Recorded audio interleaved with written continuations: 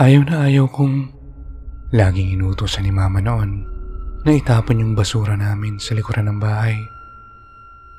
Una, dahil sa tuwing uutusan akong itapon ito, kalagitnaan lagi ng pinapanood kong Ghost Fighter o Dragon Ball Z, kaya sobrang nababatrip ako. Ikalawa, sa tuwing magtatapon kasi ako, ay lagi kong nakikita yung madilim na bakuran ng kapitbahay namin. At doon sa bakuran na yun, ay nasaksiyan ko ang kababalaghang hanggang ngayon ay nakatatak pa din sa akin. Magkatabi yung bakuran ng kapitbahay namin at yung lugar kung nasa nakalagay yung baldeng tapunan namin ng basura. Hindi sila naglalagay ng ilaw sa bakuran nila dahil ang rason nila, malapit lang naman yung bakuran kung nasa nakalagay yung poste ng ilaw sa street namin. Ang problema ay may 2 puno sila ng santol na nahaharangan yung ilaw ng poste, kaya kapag gabi ay napakadilim at minsan may naririnig akong gumagalaw doon sa bakod nila. Wala naman silang alagang aso. Sa tuwing utusan kasi ako ay ganito. Bubuksan ko yung takip ng balde, i-shoot ko yung basura sa loob, tatakpan ito at mapapatingin ako doon sa bakuran nila. Hindi ko talaga maiwasang hindi tumingin sa bakuran dahil hanggang dibdib ko lang yung sementong bakod. Sa ibabaw ng sementong bakod ay grills na bakal na may isang dangkalang uwang, kaya kahit hindi mo gustong lumingon ay mapapalingon ka talaga. Mababait naman yung matatandang mag-asawang nakatira doon. Sila Nanay Ophel at si Tatay Juani. Parehas na retired sa trabaho.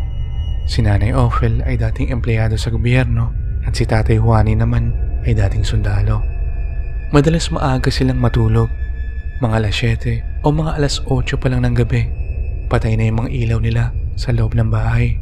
Kaya yung ilaw nilang talaga sa poste, yung naging ilaw ng bahay at bakura nila. Isang gabi, hindi ko alam kung anong meron nun, pero tanda akong meron kaming mga nakatirik na kandila sa labas ng pinto. As usual, inutusan na naman ako ni Mamang magtapon habang pinapanood yung paborito kong palabas.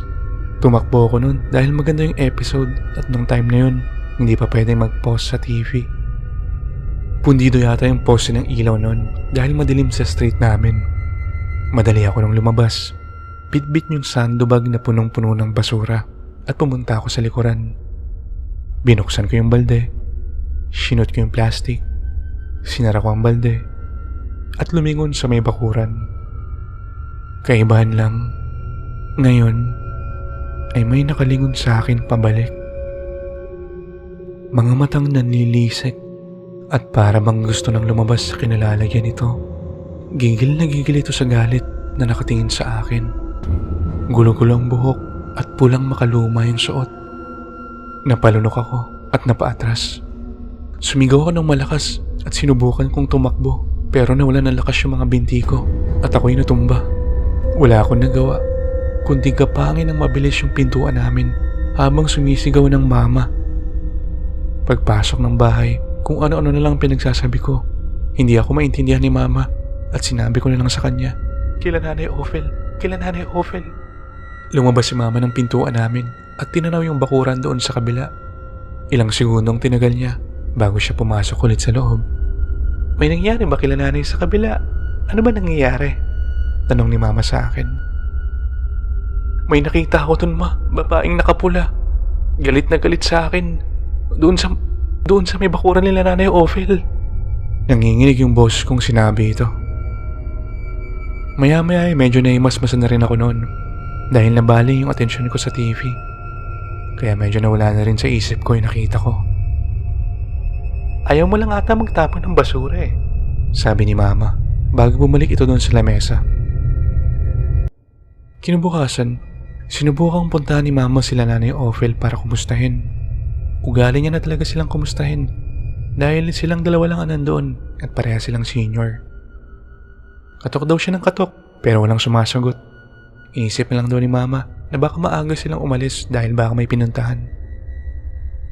Mga ilang araw ang lumipas bago namin nabalitaan mula doon sa isa naming kapitbahay na may tricycle na si Kuya Donnie na inatake pala si Nanay Ophel sa puso. Siya daw yung naghatid nung hating gabi. Stable naman na daw si nanay ngayon at malapit nang lumabas ng ospital.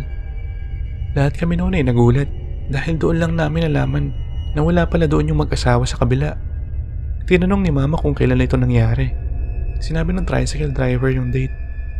At doon nga kinumpirma ni Mama na nangyari yun yung gabi bago niya binisita sila ng umaga. Doon ko lang din naalala yung gabing nagpakita sa akin yung galit na babae. Hanggang ngayon, misteryo pa din sa akin kung sino yung babaeng yun at anong koneksyon niya sa sinapit ni Nanay Ophel.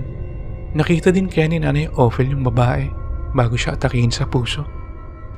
Hindi ko na yun nagawang tanungin kay nanay nung dumating siya sa kanila dahil naapektuhan daw yung kanyang pag-iisip at pagsasalita nung atakihin siya sa puso.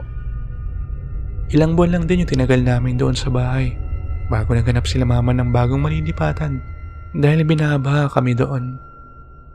Maayos naman yung bago naming nilipatan. Maliwanag doon sa likod kung nasa nakalagay yung balde ng basura at wala kaming katabing may madilim na bakuran. Pero kahit na ganun, hindi na ako nagtapon muli ng basura sa likuran ng bahay.